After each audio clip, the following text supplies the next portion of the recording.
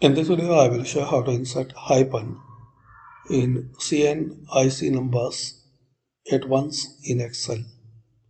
So select your data. Now right click on it. Then format cells, custom.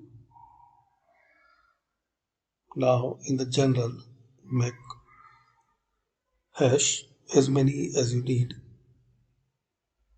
like 5 hash.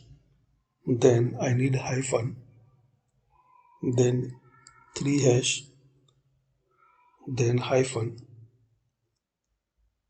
then 2 hash. So do as you need.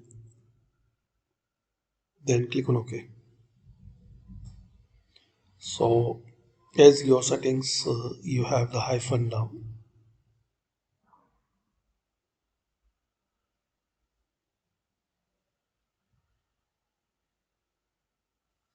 Thanks for watching.